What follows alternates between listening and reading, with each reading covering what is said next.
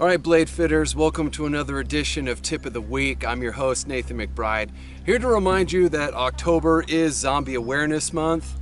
And to help us navigate through the perils of the apocalypse, I brought along a friend, and he's going to help us out so we can demonstrate some of the basic moves of how BladeFit's going to help you survive. Follow me, let's get to it. Okay, everyone, I want to introduce you to Mr. Beast Mode. Beast Mode, say hello to the audience. Okay, easy there, fella. Mr. Mode is going to help me demonstrate some simple ways that we could defend ourselves against the zombie apocalypse. The reason why we've asked Mr. Mode to come with us here today is because he's not going to unabashedly try and eat my brains. He normally would have bashed my skull in with a lead pipe or a tree branch or something, but I offered him a rack of lamb. It's in the trunk of my car, so right after this video I'm gonna feed him, so I'm pretty much safe, although he doesn't speak complete sentences, so I'm not really sure. All right, again, thanks for coming out, Mr. Mode. Okay, so remember when I was showing you the basic stances, you should be familiar with at least the leg portion of the stances. A quick review: we've got Athena, we've got Sentinel, we've got Orion, and we've got Ares, right? Okay, so all you have to know is that the legs were exactly the same in each of those, okay? We make it simple. Now, in the zombie apocalypse, I'm assuming you're gonna have some kind of weapon. I'm gonna choose this Gladius, okay? Gladius is great, close quarters, hand to hand. The thing to remember about human zombies versus, say, a dog zombie is that the human creature is not going to lead with its teeth. No teeth. No teeth. It's gonna lead with its arms. It's gonna grasp and bring whatever's in its clutches into its mouth, okay? So, demonstrate that to me, Mr. Mode. Right, see? That's a good demonstration. Now notice as he has me right here, I'm keeping my feet. That stance allows me to give and take really well. So he's got my arm and he's pretending to be a zombie, and he's gonna go for that bite, and we gotta stop him. So now I have two choices. I could meet him as he grabs me and present my arm out and push him back, in which case I've taken the initiative. Or if he gets the slip on me, he grabs me and maybe he's pushing me back. Well, either way, I've got a good foundation in my stance. I got strong legs, I got strong hips, I got strong torso that's gonna be able to leverage my sword. The weight is on the balls of my feet. From here, I can't chop his arms off, okay? I don't have the strength, but I can draw cut. So I'll demonstrate what a draw cut does to flesh in a minute. I'll reel that in.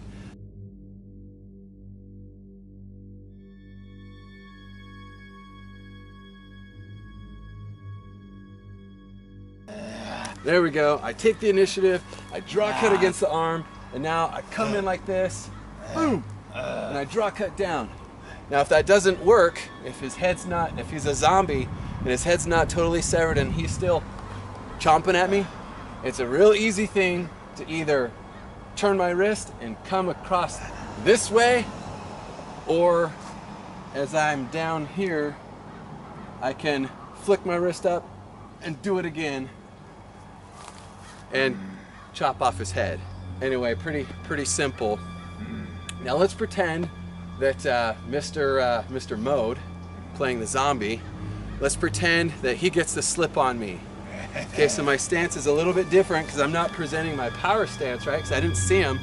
Maybe I'm walking in this direction and he blindsides me like this, and I see him with just enough time to get my hand up, because that's really a defensive thing. That's what we do to survive. Okay, so I'm walking this way, he's in the bushes, I look, I turn, there he is, whoa, now look, I'm back like this. It's totally different now. I'm not forward, I'm sort of back. Now I gotta change the way my legs go. He's coming at me like this. What BladeFit is designed to do to help you strengthen your hips as well as your legs, and so you can shift on a dime. So I'm like this, keep pushing forward. Now I'm gonna let him, and I'm gonna step back. I'm gonna do the same thing. I'm gonna draw cut his arms, and as he continues his momentum this way, I'm gonna continue my momentum this way. I'm gonna boom, cut him like this. Now, if he's not out for the count, I could either twist my arm, come up like so, or I could bring it above my head, step, and come down like this. No like. Right. Beast mode, no like. If you're not a zombie, you like. Okay, let's do one more thing. Okay, come get me. Like this, okay? Now, instead of coming up like so, we have a few other choices. It really depends on the situation, okay? But in this case, I feel pretty confident that he's got me like this. We're locking eyes, and then, you know what I'm gonna do? I'm just gonna raise my gladius like this. We're sort of pushing against each other. And I'm not really gonna do this against my friend, Mr. Mode, but if he was a zombie and he's raging at me with his mouth gaping open, I'm gonna take this gladius and I'm gonna put it right through his teeth, and I'm gonna go all the way, and I'm gonna sever his brain stem. And believe me, it's game over, zombie, human, or alien. Easy boy. The leg of lamb's coming soon.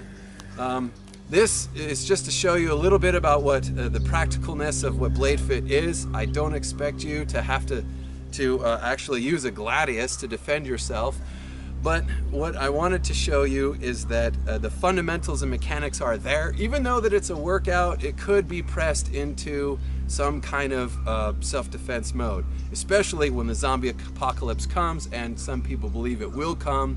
You'll be ready. All right, guys. Again, my name is Nathan McBride, here to give you the BladeFit tip of the week, and always remember, slay your demons. Take care.